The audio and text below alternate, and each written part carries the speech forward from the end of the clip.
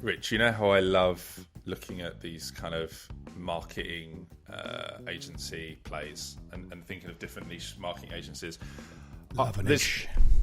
There's one niche that I just think is delivered abysmally, and the agencies in it, not all of them, like we work with a few that are pretty good, but they are generally, I think, as a whole, one of the weaker verticals, and that is link building. Dark art. Calvin, just let him know if he's allowed to shout like that into the microphone. But yeah, you're absolutely right though. It is dark. It's been historically, lots of ways of kind of hacking the search engines and hacking Google to get links. And over time, the search engines have got more sophisticated at knowing what is a good link versus what is a shit link.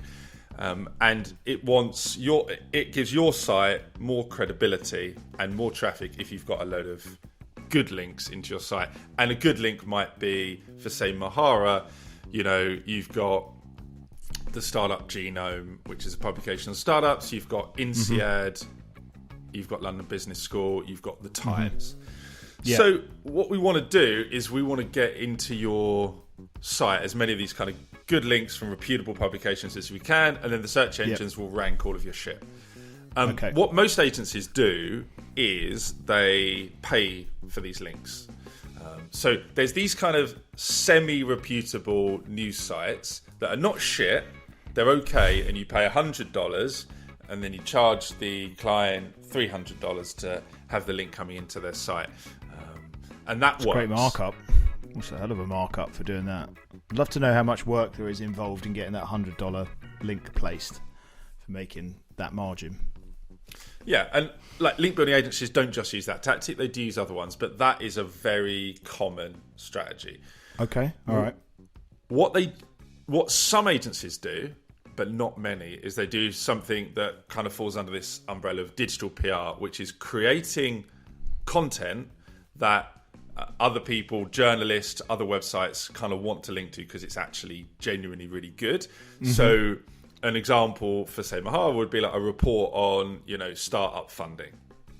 The problem with this, super interesting. And the issue with those is that if you're an agency and you're selling that service, it's a harder-ish thing to sell because no one ever really knows exactly how well it's going to work. They just want to sell you this link $400. But if you do these kind of reports and they work well, you can get way more links. And let me just give you one example. So I was talking to a guy who does this for sports brands, and he did this piece of content they basically analysed racial bias in sports commentary. So they looked at like 100 in the US soccer matches, and they looked at the ethnicity of the player, the language used, and they came up with like, cool, the commentators are racist. And this is, not consciously, but subconsciously they use this terminology. And then that generated hundreds and hundreds of links. It absolutely blew up across the States. And I've seen that happen for clients that we work with as well that do some of their own digital PR. Like there was one client that they have some software, and they created this article that we wrote for them about like a different way of using the software. I won't go into the details. And they got it took us about 3 hours to write the article. It took them about 2 or 3 hours to send it out to some journalists. And they got 150 links. And they're links from good sources. They're not just random shit links. An agency is going to charge tens of thousands of dollars for that. So I've got an idea around this, but I think you were saying before we came online that you've seen this as well. So before I tell you my idea, what have you seen? I have seen it. So Startup Genome's a great one that you talked about. So that does take, the funding landscape and the level of entrepreneurship and various different factors as it scores different cities around the world. And it's a fascinating report, really genuinely is. And the organisation that produce it, no doubt, get an absolute shed load of kind of press and backlinks for it. There was another one, a company that I can't remember what they're called now. I'm going to have to dig it out. They did it a slightly different approach, but they got a mass loads of traffic because it kind of went viral. They created videos of how to use their software to do funny things. like they would say, look, a crocodile is an American murder log, and they would do this kind of stuff, and they would create these flows, and they got huge traction from it. So it's basically creating something, isn't it, that is attractive, or something that is could go viral, or something that's of great value to people, whether it's something as deep as the startup genome, or a massive piece of research on on startup studios, or whatever it may be, or this small thing to show how to use the mapping software, but done in a really funny way. So go on, give us the idea. I think it's great. I think it's really interesting, and I think there's a load of room for different companies to do different things. Yeah, so I think you could generalize and just say, look, we create, digital PR for different types of businesses and create links like we've discussed. Yeah. Also, do you think there's some specific playbooks of how I've seen this work really well? And one of those is like creating some kind of report that is released periodically. So, you release, let's say Mahara, for example, you could do a report on, off the top of my head, why startups fail. So every quarter or every year, probably, we speak to 100 failed startups, and they give us reasons why they failed. And then you've got the report, which has got the data, which people link to, but then you've got kind of the narrative and the stories.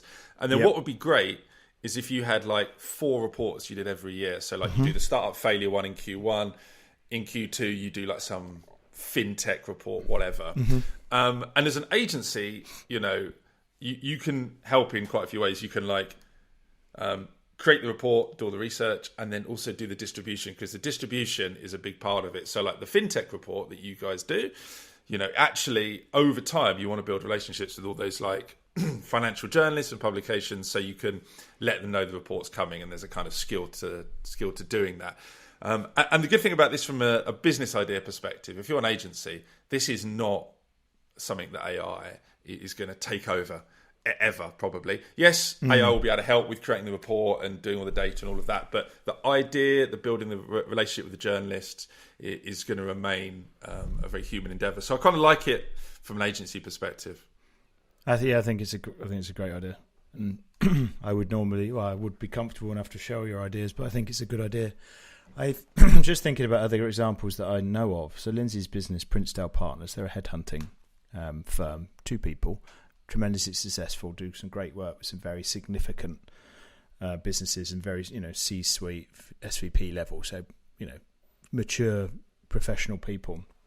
And they put out a report, I think twice a year, called People Moves, and it's basically highlighting the people that have moved around the industry, and then they pass that around to their group of people, 6,000 people, 10,000 people in their CRM, and they publish it on their website. And then it's like, oh, so-and-so moved from so-and-so to so-and-so. So-and-so moved here and here. Oh, that's an interesting move. And people check in on it.